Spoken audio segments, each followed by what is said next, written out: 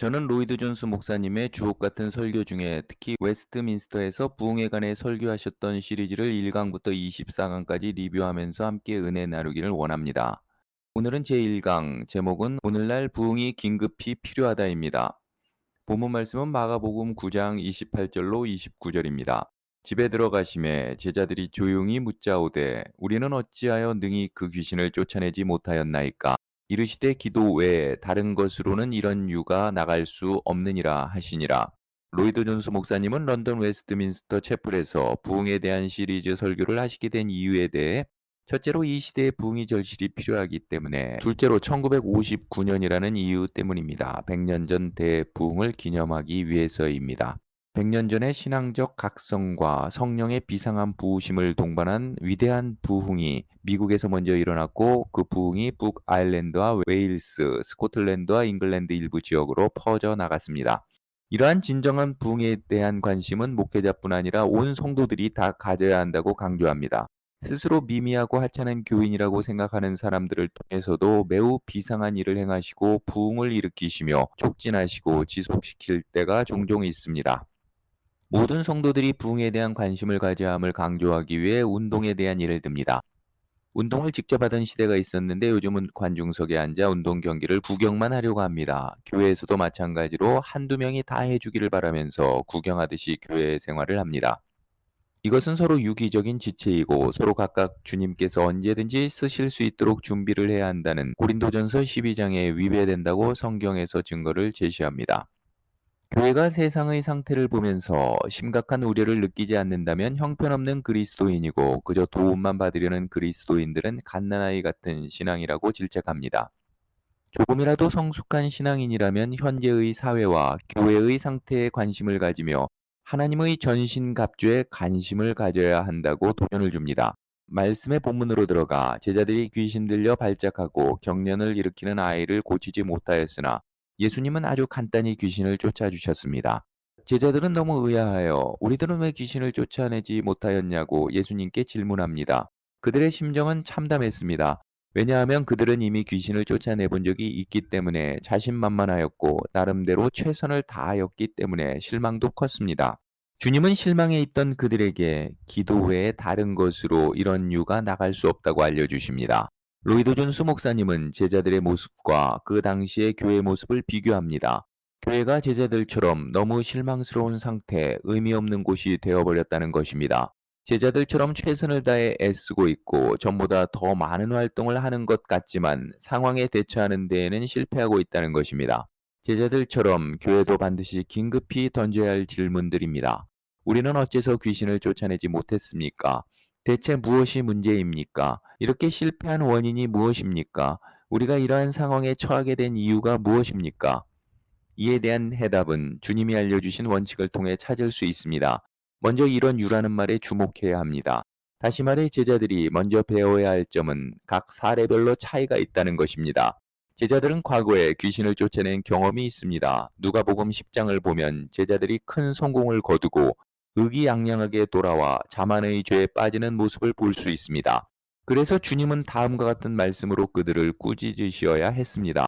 귀신들이 너희에게 항복하는 것으로 기뻐하지 말고 너희 이름이 하늘에 기록된 것으로 기뻐하라. 이렇게 과거의 성공을 거둔 종류와 이번에 실패한 종류는 서로 다르다는 것입니다. 로이드 존스 목사님은 에베소서 6장을 언급하며 설명합니다. 우리의 씨름은 혈과 육에 대한 것이 아니오. 그러면 무엇에 대한 것입니까? 정사와 권세와 이 어둠의 세상 주관자들과 하늘에 있는 악의 영들을 상대함이라.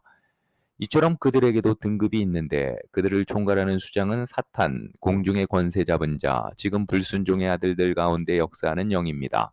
그는 강력한 능력을 가지고 있습니다. 그러나 그의 휘하에 있는 여러 영들과 권세들과 세력들이 가진 힘과 능력은 천차만별입니다. 따라서 그 중에서도 좀 약한 영들은 제자들도 쉽게 처리하고 다스리며 쫓아낼 수 있었습니다.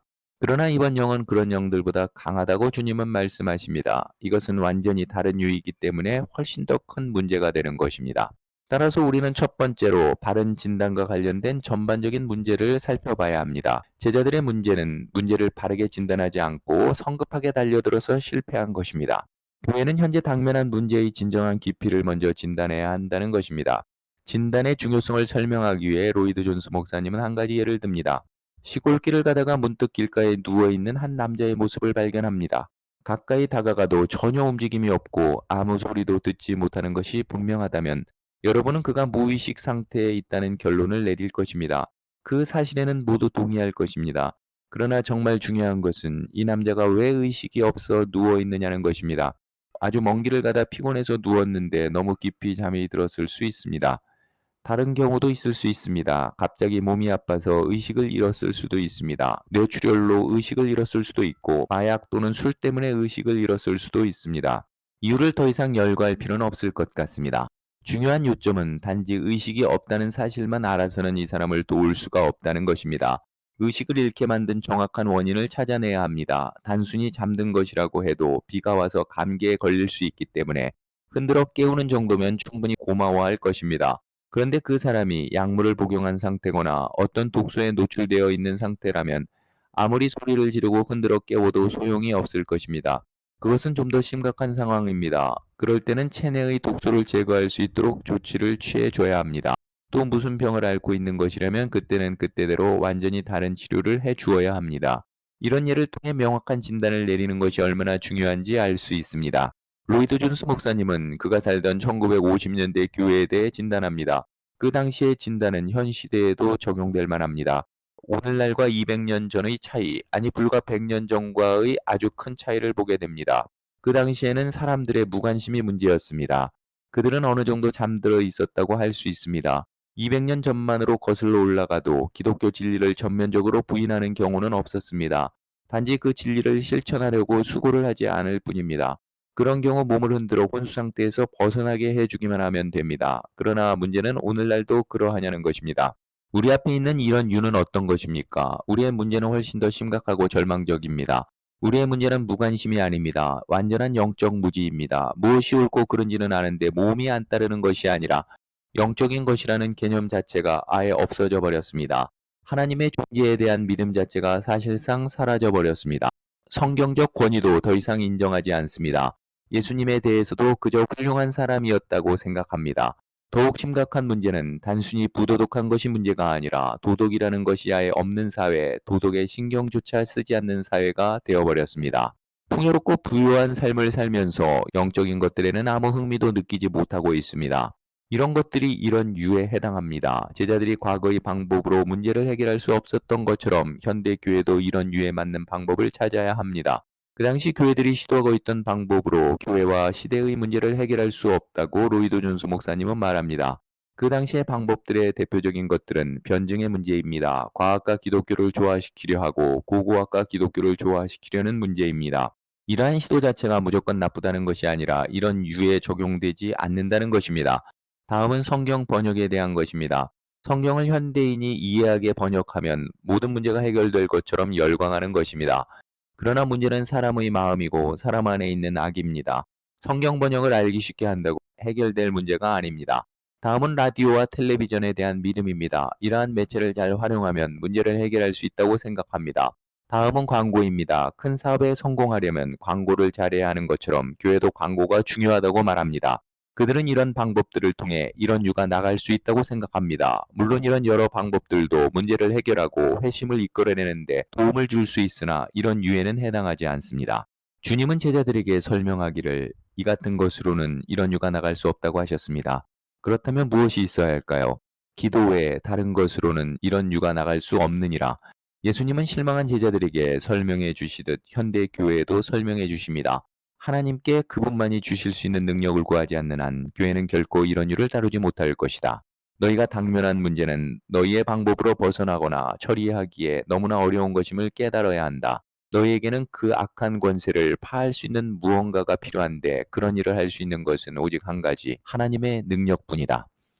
로이드 존스 목사님은 이제 그 당시 교회와 사회의 문제에 대해 더욱 명료하게 해결책을 제시하십니다.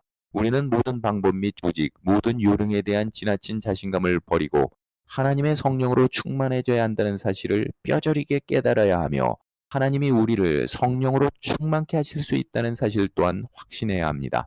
이런 유가 아무리 커도 하나님의 능력은 그보다 무한히 더 크다는 사실을 확신해야 합니다.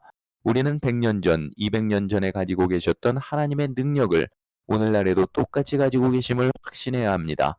그리하여 이제부터 그 능력을 구해야 하며 그 능력을 달라고 기도해야 합니다. 그 능력을 간구하고 사모해야 합니다. 이런 유에는 기도가 필요합니다.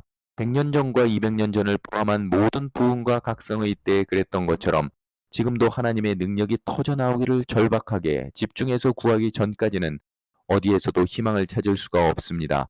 그렇게 기도하기 전까지 희망이란 없습니다. 그러나 우리가 기도하는 순간 희망이 생겨납니다. 하나님이 일어나시면 원수들은 뿔뿔이 흩어지게 되어 있습니다. 이것이 역사에 등장하는 모든 위대한 부흥의 이야기입니다. 그러나 무엇보다 이런 유의 필요성을 먼저 깨달아야 합니다. 우리의 노력과 수고는 전부 헛되다는 사실과 오직 하나님의 능력을 구하고 기도하는 일만이 절대적으로 필요하다는 사실을 먼저 깨달아야 합니다.